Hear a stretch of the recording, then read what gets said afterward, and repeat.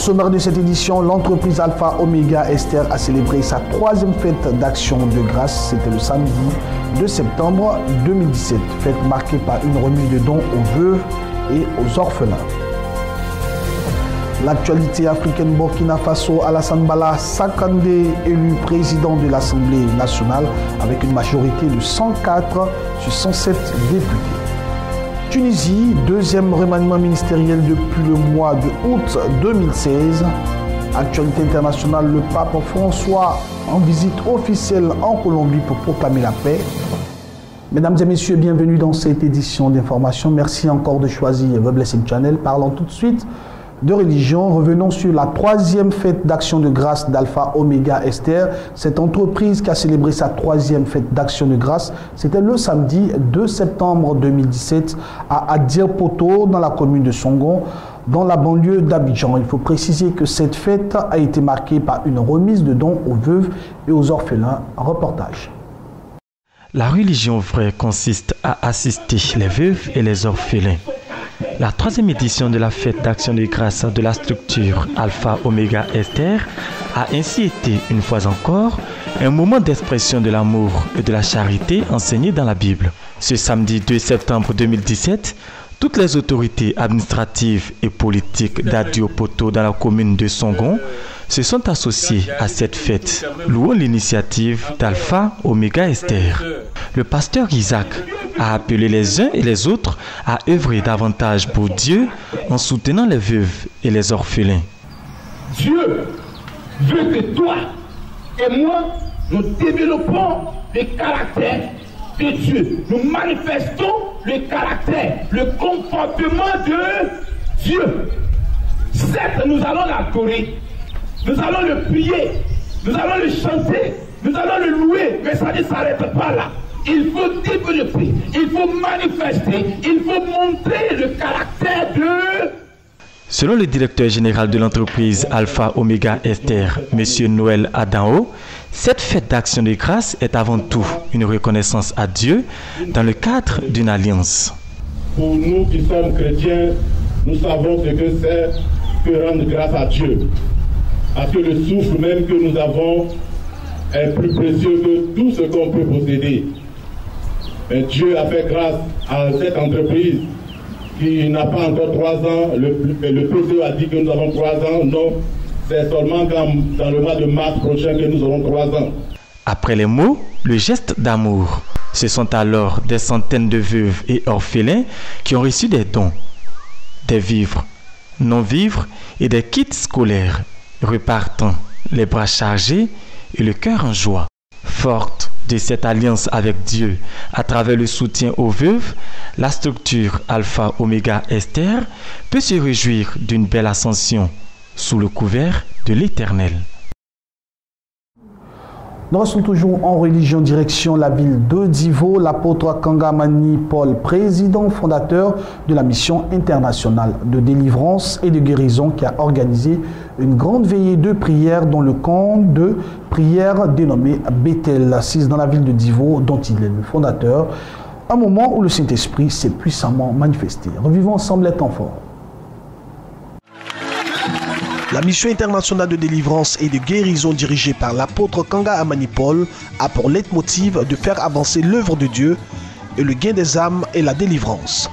Raison pour laquelle chaque année dans le mois d'août, il se retrouve au camp de prière Bethel de la ville de Divo. Temps de prière, de recueillement, de combat et de proclamation à travers une grande veillée de prière organisée par l'apôtre Kanga. La louange était de mise à ce rassemblement ecclésiastique très important.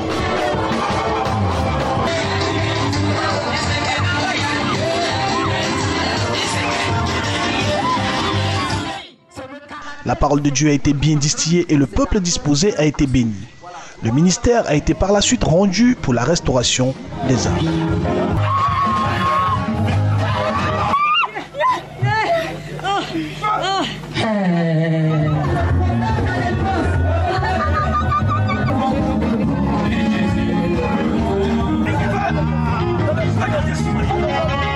L'apôtre Kangamani Paul, principal initiateur et fondateur du camp de prière Bethel de Divo, a expliqué l'origine et les bienfaits de ce camp. Comme le Seigneur le dit, que l'homme n'est pas fidèle. Donc on veut à tout prix que tous les enfants de Dieu puissent pratiquer la parole de Dieu. Quand on pratique la parole de Dieu, tu as la vie en soi-même. Que tout un chacun puisse voir clairement la parole de Dieu. Le monde actuel, sans la parole de Dieu, nous ne pouvons pas avancer. Parce que le monde est en train de gâcher et il y a des mauvais esprits qui animent des gens, prennent des drogues et voilà, les vies sont gâchées. Mais quand tu as la parole de Dieu, voilà, tu ne vas pas faire ces choses qui peuvent gâcher ta vie et je vois que vraiment c'est très noble. Bien plus qu'une mission, la délivrance était au rendez-vous de ce programme spécial.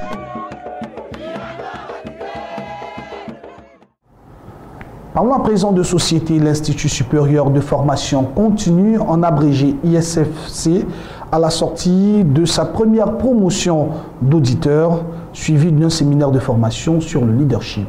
Un moment présidé par le pasteur Kouman.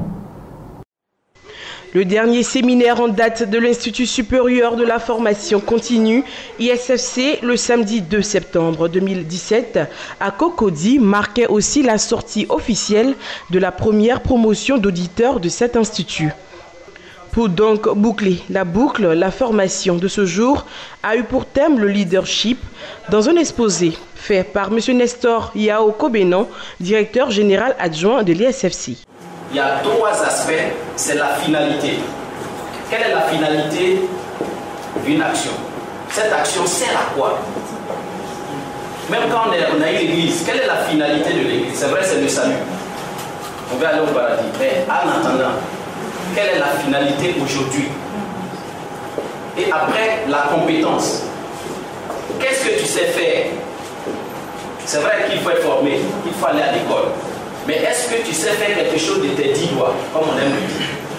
Et c'est le problème en Afrique, et particulièrement en Côte d'Ivoire. Joseph, l'Égypte, ça n'allait pas. Et quand il est venu, voilà. Donc c'est très important, parce que pour avoir cette qualité, il faut être quelqu'un qui écoute, il faut être quelqu'un qui est humble, il faut être quelqu'un qui accepte, il faut être quelqu'un qui est créatif. Après plusieurs mois de formation dans des modules semblables à celui-ci, les auditeurs de la première promotion de l'ISFC ont bénéficié d'un renforcement de capacité fort apprécié. Avec le cabinet ISFC, j'ai beaucoup appris, surtout l'estime de soi. C'est ce que je voulais souligner. Avant, pour prendre la parole devant un public, c'était un souci, moi personnellement pour moi. Mais aujourd'hui, je peux m'exprimer en regardant tout droit. Le public. Des diplômes remis à chaque auditeur et auditrice attestent désormais de cette formation. Les consultants, courroies de transmission de la formation ISFC, ont également été honorés par les diplômes d'honneur et de médailles. Il a du talent caché en lui. Il est un coach en développement personnel. Quand il prend, il fait des analyses pertinentes, des analyses pointueuses. En tout cas, je ne sais pas, les mots me manquent.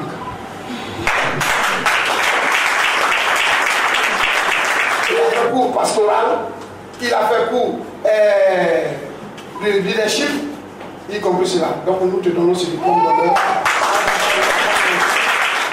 La formation au cabinet ISFC se base sur une méthode pratique qui permet aux auditeurs de tout niveau intellectuel de continuer à se former.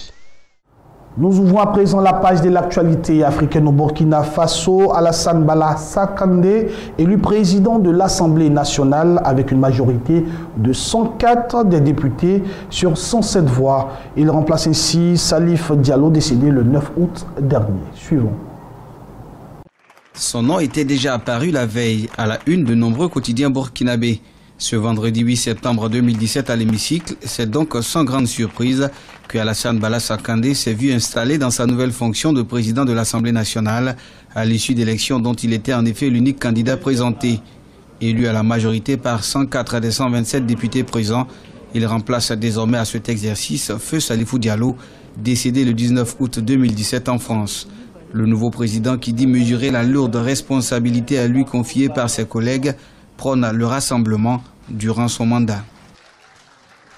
Je tends la main à l'ensemble des députés, sans distinction d'appartenance politique ou idéologique, afin de relever le pari d'une législature qui saura apporter des réponses aux attentes des populations. Âgé d'à peine 48 ans et père de 2 enfants, Alassane Bala Sakandé, avant son élection, menait une double carrière d'homme politique et également de banquier depuis son entrée en 1995 à la Banque internationale du Burkina. Choix éminemment politique pour son parti, le Mouvement du Peuple pour le Progrès, parti majoritaire mais aussi pour ses alliés, la proclamation des résultats de l'élection du nouveau président démontre au-delà des divergences politiques une volonté de l'ensemble des députés de servir l'État selon des analystes. Nous sommes d'autant plus heureux aussi que c'est un jeune qu'on a placé à la tête de l'institution. C'est un message fort et je crois que les premiers responsables du MPP et de la majorité ont voulu donner à la jeunesse burkinabé. Vous avez vu que toute l'opposition n'a pas présenté de candidat parce que nous avons jugé qu'il s'agissait de continuer un mandat qui a été écourté brutalement. Notons que c'est la 2e fois dans son histoire depuis l'indépendance du pays que le Burkina Faso procède à une telle élection après le décès brutal en 1957 de Yalgado Ouedraogo, tout premier président de l'Assemblée nationale du pays des hommes intègres. Direction à présent l'Afrique du Sud, les victimes de viol fuient désormais la police. Le phénomène de viol fait rage dans ce pays et selon la police, plus de 50 000 femmes sont violées chaque année, mais le fait marquant est que les victimes ne portent plus désormais plainte suite à l'inefficacité de la police et du système judiciaire en place. Il y a 2 ans, comme chaque matin, Ntabiseng Mabouza attendait le bus pour aller au travail. Mais ce jour-là, le chauffeur profite de l'absence d'autres passagers pour l'emmener hors de la ville et la violer. La jeune femme réussit à appeler à l'aide et l'homme est immédiatement interpellé. Malgré des preuves accablantes, sa plainte est finalement classée sans suite. À la radio et à la télé, les campagnes de prévention nous encouragent à porter plainte en cas de viol. Mais quand on va voir la police, ils nous tiennent pour responsables. Parfois, ils dissuadent des victimes de porter plainte en disant que le violeur est leur petit ami. Mabouza et son mari pensent que l'affaire a été étouffée. Ce cas est loin d'être isolé. En Afrique du Sud, moins de 10% des affaires de viol aboutissent à une condamnation devant la justice. Beaucoup de victimes et leurs familles sont frustrées et même désespérées par la situation. Ils ont l'impression de lutter contre un système et pas seulement contre leurs agresseurs. Ils doivent se battre pour que la justice fasse son boulot. Chaque jour dans le pays, près de 150 viols sont recensés en moyenne par la police. En réponse à ce climat angoissant, les cours d'autodéfense pour femmes se multiplient. De son côté, le gouvernement sud-africain veut durcir sa politique. Une 60aine de tribunaux spécialisés dans les infractions sexuelles ont été mis en place. Début août, le ministre de la Police a également lancé une campagne de lutte pour protéger les droits des femmes. Il faut que la population retrouve confiance en la police. Nous devons apporter une solution à ces millions de personnes qui dénoncent l'incapacité de nos forces de police à traiter correctement ce problème. Plus aucune femme ne devrait être renvoyée d'un commissariat sans avoir été entendue. Cette année, plusieurs manifestations ont été organisées suite à des agressions violentes contre des femmes. Pour lutter contre le sentiment d'impunité des agresseurs et le silence des victimes qui domine encore largement la société sud-africaine. Parlons à présent de la République démocratique du Congo avec la grève des médecins, une classe professionnelle parfois survolée. Cependant, il est question d'un accord trouvé entre les médecins et les autorités de ce pays. En République démocratique du Congo, les médecins du secteur public ont obtenu gain de cause ce mercredi 6 septembre. 2 semaines après avoir entamé une grève, ils réclamaient l'augmentation de leur salaire mensuel à 1 000 $ contre 350 $ actuellement. Le représentant du syndicat national de médecins, SINAMED en sigle, avec le banc ou la délégation gouvernementale, ont signé un accord. Et dans cet accord, il est stipulé que l'État congolais s'engage à remettre le médecin de la République dans ses droits. La République démocratique du Congo est actuellement confrontée à une crise économique. Le taux d'inflation atteint aujourd'hui les 50%, tandis que le franc congolais a perdu 30% de sa valeur, ce qui représente une menace pour le pouvoir d'achat des ménages et l'économie du pays. À dire vrai, dans les contextes actuels, vu l'environnement politico-socio-économique. Même si on fait descendre les anges du ciel, le gouvernement n'est pas capable de payer les fonctionnaires au taux budgétaire de 1452 francs congolais le dollar. Mais où est la solution maintenant? Quelle est la solution? La solution se trouve dans la négociation.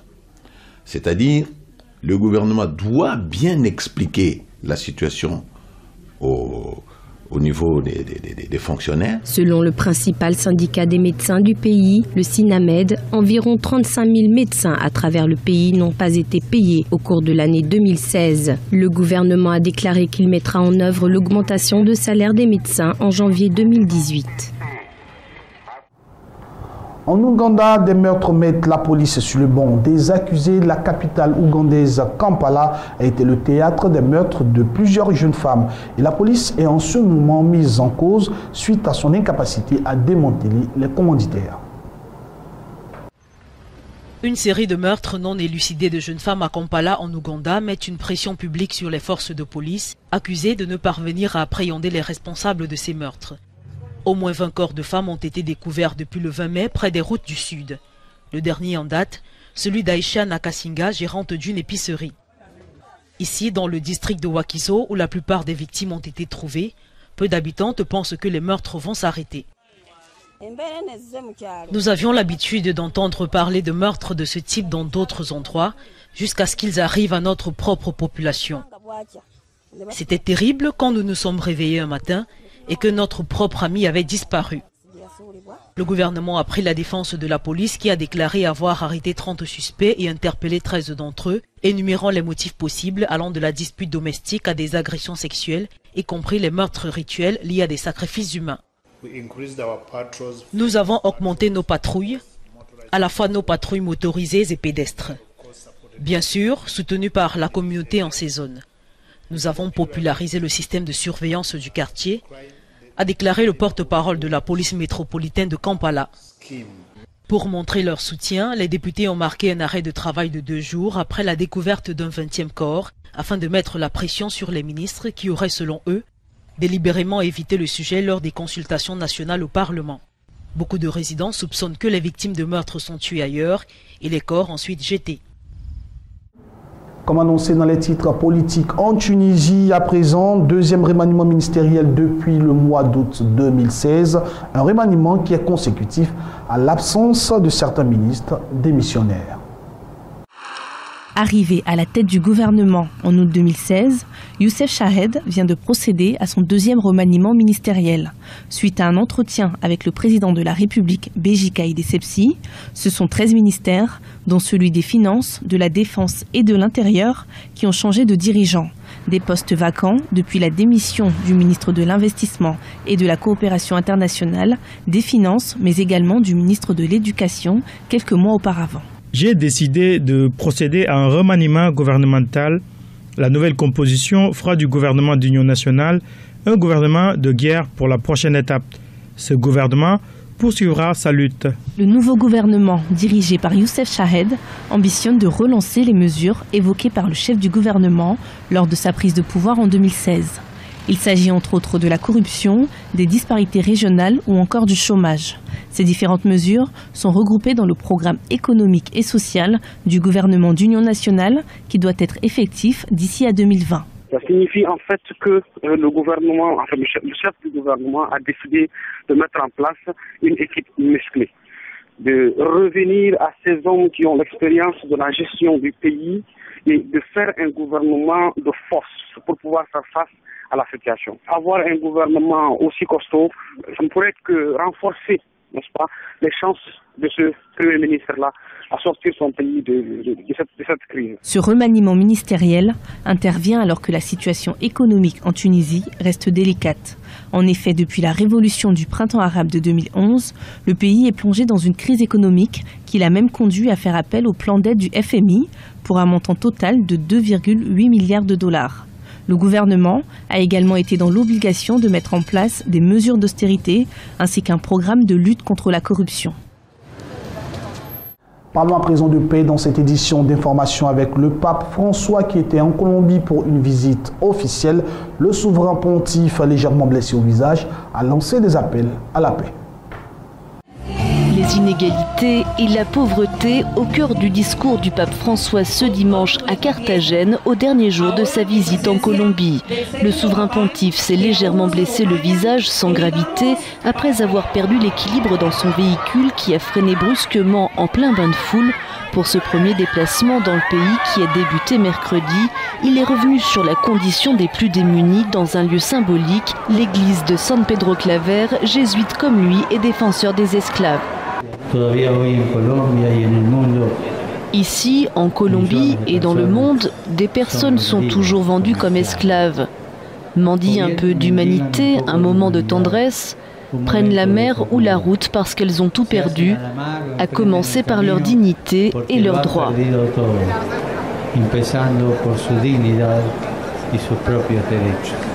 Carthagène affiche le taux de pauvreté le plus élevé de Colombie. Lors de sa visite, le pape François a aussi évoqué le sort du Venezuela. Il a appelé à ce que cesse la violence politique et à trouver une solution face à la crise qui touche le pays. Direction les États-Unis avec ce phénomène outrageant, l'ouragan Irma, au moins 3 morts en Floride. Le président américain Donald Trump déclare l'état de catastrophe naturelle. La ville de Tampa, elle aussi touchée par Irma dans la nuit de dimanche à lundi. Les habitants qui s'étaient abrités quelques heures plus tôt ne s'attendaient pas à ce que l'ouragan vienne toucher leur ville, située à l'ouest de la Floride. Beaucoup d'entre eux n'étaient pas préparés. Les gens qui ont les moyens de partir l'ont déjà fait, mais ceux qui ne peuvent pas sont encore ici. On n'a nulle part où aller. Je ne pensais pas que ça serait aussi grave, je pensais que ça se calmerait. L'ouragan Irma a durement touché l'est et l'ouest de la Floride. Dimanche, il a été rétrogradé en ouragan de catégorie 1, mais reste dangereux. Il menace les côtes d'inondation qui pourraient atteindre les 5 mètres. À Miami, bien que la ville ait été évitée par l'œil du cyclone, les dégâts sont importants. Certaines rues, comme ici dans le quartier d'affaires, sont complètement inondées. Une grue de chantier s'est même effondrée en raison des vents violents. Sur le port, plusieurs bateaux ont été emportés par les vagues. En Floride, des millions de foyers ont été privés d'électricité. L'ouragan, lui, devrait se diriger vers le nord de l'État avant d'arriver en Géorgie. Parlons toujours de l'ouragan Irma et ses effets néfastes à l'île de Saint-Martin a fait les frais du passage de l'ouragan. Cependant, les liaisons aériennes et maritimes vers et depuis Saint-Martin dans les Caraïbes ont repris depuis le dimanche dernier. Martin, le soleil est de retour. La frégate Ventose de la Marine nationale peut stationner à quai. Matériel, vivres et milliers de packs d'eau arrivent sur place. L'aide aux habitants peut enfin monter en puissance. Écoutez, on était là dès que les conditions météorologiques permettaient d'être là, notamment pour un navire de guerre. Permettaient également de mettre en œuvre quelque chose qui permette d'apporter à la population du fret humanitaire. Maintenant, on vit une situation exceptionnelle avec un cyclone, une intensité exceptionnelle. Donc il est normal que tout ça prenne un minimum de temps. Ils se sont tous servis, ils avaient des sacs énormes. Le temps, Céline le trouve bien long. Où trouver à manger? Le gendarme est très embêté pour lui répondre. Non, mais ça, le problème, c'est qu'il y a la rumeur, il y a beaucoup de gens, beaucoup de mots qui circulent, mais... On m'a dit à côté du Monoprix, là, il y a une distribution à Bellevue de militaires qui vont faire une distribution à Bellevue. C'est pour ça que je suis venue directement. Ici, au milieu des ruines, l'antenne relais semble avoir repris ses fonctions. Ses habitants sont soulagés. Ils ont pu rassurer leurs proches. Tous les Saint-Martinois et tout ce qu'on est ici, tout le monde s'entraide pour la nourriture, l'eau qui est très importante et beaucoup de troc, c'est vraiment fort et là c'est juste ici pour prévenir nos familles et nos amis qu'on va bien. Et puis aussi pour avoir des nouvelles parce qu'apparemment nos familles se sont quand même mises ensemble pour pouvoir mobiliser pour nous trouver des bateaux et des avions et c'est le seul endroit où on peut capter sur l'île. Autre préoccupation pour la population, le retour de l'électricité. Ces 140 tonnes d'équipements d'urgence vont être bientôt acheminées de Guadeloupe. Les secours, militaires et forces de l'ordre dépêchés sur place vont aussi passer de 1500 à 2000. Nous terminons ce journal avec un mot de santé en Égypte concernant l'hépatite B. Depuis l'année 2015, un programme gouvernemental destiné à éradiquer ce virus a permis à de nombreuses personnes d'être soignées facilement. Découvrons. soigner facilement, à moindre coût et en un court laps de temps l'hépatite C. La campagne lancée par le gouvernement égyptien grâce à un nouveau médicament bon marché produit dans le pays depuis 2015 vise principalement 6 catégories de personnes. Les étudiants universitaires, les patients des hôpitaux publics, le cadre médical des hôpitaux publics, les personnes qui se rendent aux banques de sang, aux laboratoires et aux prisons. L'Égypte a longtemps abrité le niveau de prévalence de l'hépatite C le plus élevé au monde, une épidémie déclenchée dans les années 1950 à la suite d'un programme national de vaccination massive avec des seringues non stérilisées. Environ 20% des malades atteints par ce virus transmissible par le sang, qui peut conduire à un cancer du foie et une cirrhose, se rétablissent sans avoir besoin de traitement, mais les autres peuvent rester infectés plus de 30 ans sans symptômes. Nous avons traité 1 130 000 citoyens égyptiens. Cette affaire a déjà coûté 3,3 milliards de livres égyptiennes au gouvernement à ce jour.